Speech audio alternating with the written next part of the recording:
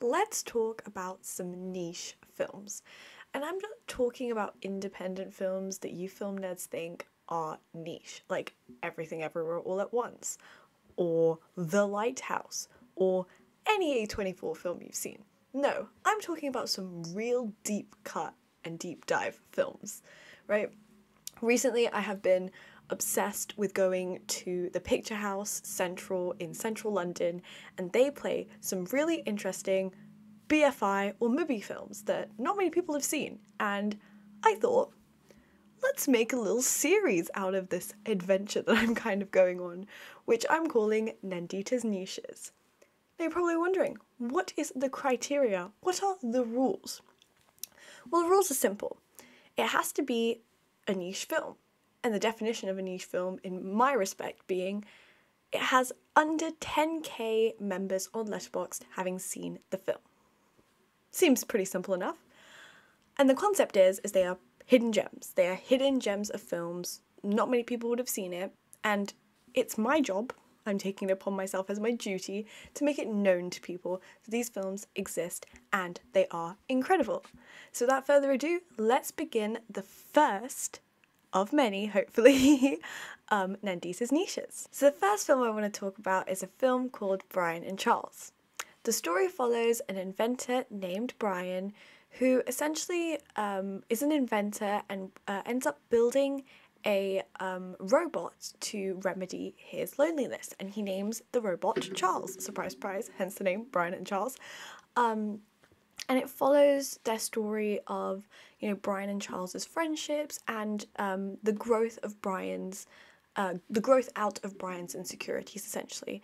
And it's essentially a nice, deep, heartwarming, character-driven narrative. I mean, it's set in this quaint little Welsh town, I believe, and it's so grounded, and it's like we're just focusing on this one particular character, and the one particular character being Brian the inventor, and how we are going to see growth of this character through the invention that he created. And it's a truly an incredible journey.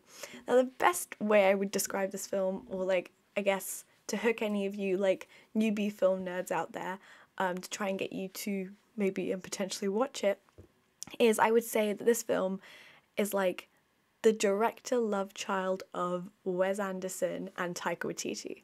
And what I mean by that is Taika Waititi's, mockumentary, quick witty comic style, narrative mixed with a little bit of Wes Anderson, I don't know, I want to say the style of set direction, set design, sorry, and direction, and also color palettes and color schemes is very Wes Anderson in my mind. Obviously not as intrinsically the auteur style Wes Anderson, but I would say more so just essence of the vibe. It's almost like a vibe check rather than an auteur check, which is not a sentence I ever thought I would be saying, but here we are. So that's definitely one way I would kind of sell it.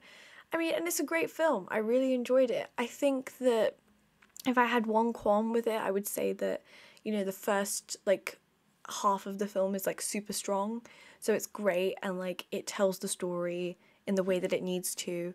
But then you end up getting to the third act, and I think that's kind of where it falters a little bit, because I feel like it tries to have a big climax and a big resolve, when not every film needs a big climax or a big resolve kind of thing. It almost felt like the only way to pitch it to try and get it into cinemas was to kind of have something more exciting happen at the end. Whereas films like Patterson, for example, I always bringing up Patterson, but I think films like Patterson, didn't have much going on throughout it, and that kind of plays to its favour. So maybe that was kind of the way that they had to go. But it was Jim Archer's first feature directorial debut, and I think for a directorial debut it was really incredible, and I really enjoyed it. And David Earl's acting, the person who plays Brian, was absolutely incredibly charming and incredibly witty, and you can't help but feel like helpless for him. It's great. He plays his character incredibly well. So if I had to give Brian and Charles a Letterboxd rating, I would probably give it a 3 stars. If I was feeling generous on like more of a generous day, I'd probably give it 3.5. But I think 3 stars is fair assumption with a little heart next to it too. But overall, I think it's a great one to watch if you are interested in that weird mesh of like a Wes Anderson, Taika Waititi style of a film. I think it's on BFI Player. It's a BFI film, but check it out. So the next film I wanted to talk about was a film called Hive. Now this is about a woman called Faraji, I think that's how you pronounce the name, but we're going to go with it for now, whose husband essentially was lost in the war of Kosovo. And so this was set like in the past essentially because of the subsequent actions that happened after that war that happened. And she was struggling with her family to make ends meet, and they had like a beehive in their garden, trying to sell honey every week at a market, but she had had enough and she thought she needed to earn more money for her family. So she decided to set up a business with the other women in town, who were in very similar positions essentially, to try and, be able to support their families in a very emotionally trying time as well as financially trying time for all of them. And I just think that this film was so much in not like, it didn't feel overbearing, it didn't feel very in your face, but it touched on some emotional beats. I mean, we got so much going on with, the fact that this was at a time when they didn't feel like women could run businesses or should run businesses, and they should stay, looking after the family and not, providing and earning money at all. When in retrospect, it almost were forced, like their hand was forced essentially to do this. So it touched that, but not in a very like, wokeism media way, if you want to call it like that, It was very like real, and it felt very, this is happening and she's just persevering through and having to deal with it. And it shows like how much she had to ball up and how much, of this misogyny essentially that she had to take from everywhere, not just random people, but people within her family, even other women too. And it shows her journey and how it happened, and the subsequent like family dynamics and whether or not the father will ever come back from the war. And it's so much in such an understated yet like no gimmicks, just very understated, very quiet in tone, not too much dialogue, but you can just tell through the actions of the main character, the main woman, that there is so much emotion behind it. And that's why I loved it so much. I thought it was so incredible, and I also loved the little cyclical structure from the beginning to end. I thought it was nice, but obviously if I mentioned what that was, it would be quite spoilery. So I really enjoyed that. And it also provided me an insight into, that part of history, because I wasn't aware of this war that happened in Kosovo, and I now do, and I feel a little bit more like, oh, okay, this happened, and I get to learn about it. And isn't that the best thing about films, when you can come away from it feeling like you've learned something more a bit culturally? And this is a foreign language film, so if you want to watch more foreign language films that aren't just Parasite or other ones, Parasite's the only one that can come to my mind that's like popular mainstream in my head currently, but definitely check it out, because I thought it was really, really good, really understated, very, very good. And I also wanted to say that the acting was super stellar. I mean, the main woman, she really, really carried and drove the plot forward absolutely incredibly. So if I had to give it a Letterboxd rating, I would give it 4 stars, like probably one of the highest ones of the group that we have today, because genuinely I think after I'd watched it, and it's not too long of a runtime as well, I think it's 90 minutes, which is always great. We need more. I'm a big advocate for more 90-minute films. Where have they gone? Can they please come back? But I think genuinely it's truly a good one. So definitely check that one out. So the next film that I wanted to talk about was a film called Ava and Ali. Now, this film, I'd seen trailers for this in the cinema, but I never got the chance to watch it, and I did really regret it because I wanted to go and see it in the theatres. But it managed to be on Netflix, and I was super, super stoked about hearing this because I was like, oh, okay, the film that I really wanted to watch, finally on Netflix. Okay, this is good, this is good. And essentially it's about a landlord who has multiple properties, and his name is Ali, and a teaching assistant at a school, Ava, and essentially their fated romance in a way, and how they met and their lives, and once again another character, very, very character driven narrative, basically discussing and talking about, you know, them two as individuals and the individual struggles that they've had in their life as older, like going into a new relationship at quite an older age, which is not something that I've seen a lot of in, I guess, like films that I've watched personally. I've only mainly, all the romance films, all the rom-coms that I've seen have mainly been targeted towards like younger demographics, or like almost the, you know, trying to appeal to a younger audience as opposed to like an older audience of an older like generation, and a romance set around that.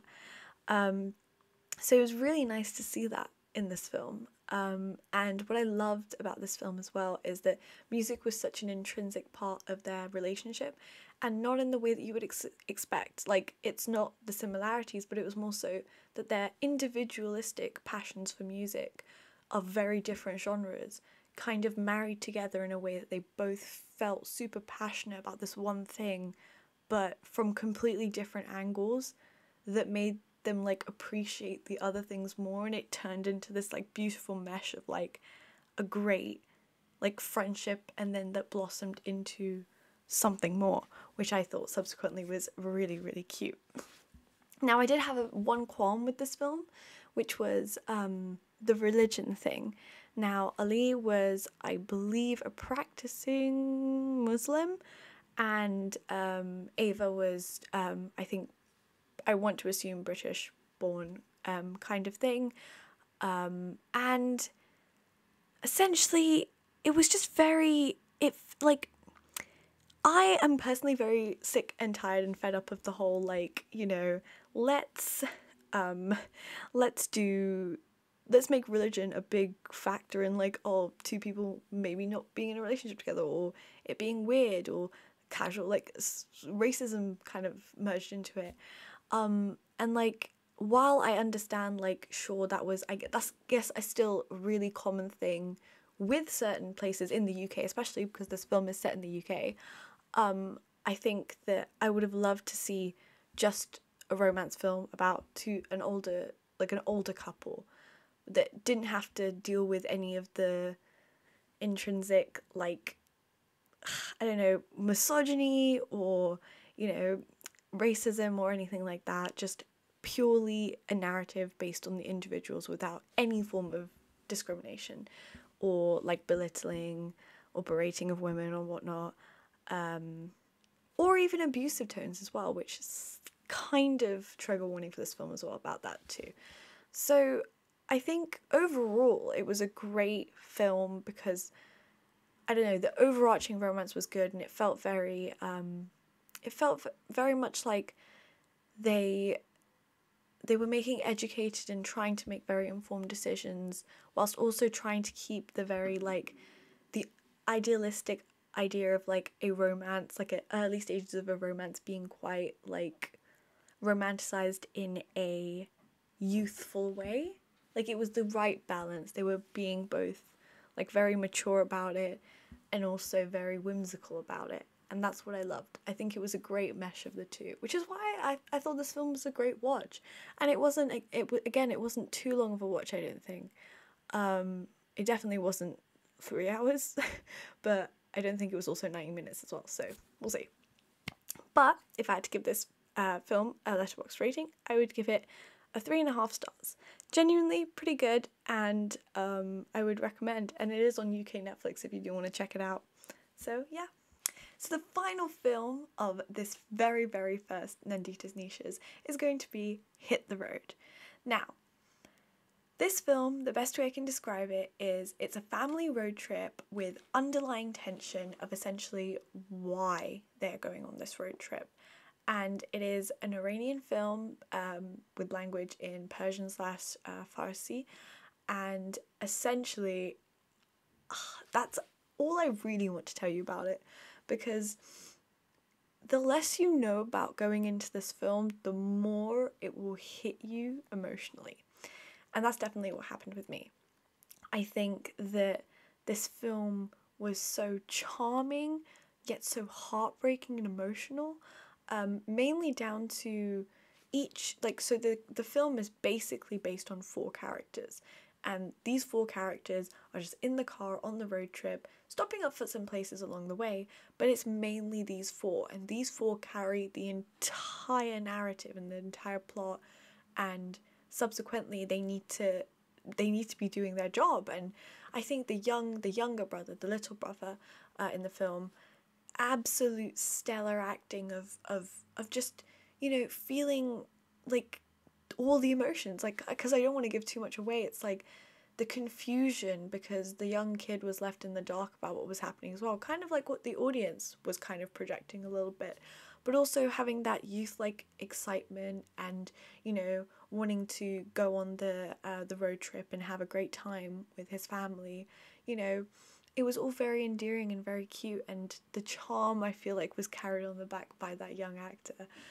Very, very well done to him. I thought he was truly charming. I loved him. But then you also have balancing off the older brother, who subsequently is part of the reason why they're going on this trip. And then the emotions coming from the father and the mother, and how they feel about going on this trip, and the emotions linked with there, and then the slow unraveling of what we think is actually happening, because they never make it explicitly clear about why they actually had gone on this trip. It leaves a lot up for interpretation and inferencing, and that's what I absolutely loved it. And the car definitely drove the narrative forward, and yes, I wrote that down, and yes, I'm proud of that pun. Because I think a lot of the best scenes happened within that, like, tin moving vehicle. It was very, very good. It genuinely makes you feel, another analogy I wanted to use was, it genuinely makes you feel like a fly on the wall. You feel like you are there, like, watching a family just go on their road trip. And apparently, now I don't know too much about this because I've never seen the subsequent film I'm about to mention, but it's been compared a lot to Little Miss Sunshine, which apparently is a similar road tripping film, and I'll have to get back to you guys on that and tell you whether I think it's similar, because I've never seen Little Miss Sunshine, but apparently it's a very great film, so I probably should get on that. But let me know if you've seen Little Miss Sunshine, and then watch Hit the Road and see if there are any links. Maybe we can try and hash it out in the comments. But it is genuinely a really great film, an emotional roller coaster, and I definitely recommend, and I think this is my favourite one of all the ones that I've seen, which is why it is a higher 4 stars than the other one I gave 4 stars to, which was Hive. That's it. I think it's a higher, because I just think it genuinely made me tear up in the cinema, which is very sweet because I wasn't expecting it to. So yeah, Letterboxd 4 stars, and subsequently the highest ranked one. But that was it for the first Nandita's Niches. Let me know what you guys think of Nandita's Niches. And actually, comment down below any films that you think could constitute as a Nandita's niche, right? Because I feel like you guys could also find some quite bizarre and I don't know, not as seen films. But remember the requirement, 10k, under 10k members on Letterboxd have seen it. And hopefully we can explore some more cool and interesting films together. If you liked this video, give it a like, and subscribe to the channel for some more film nerdy content. Thank you, and I'll see you soon.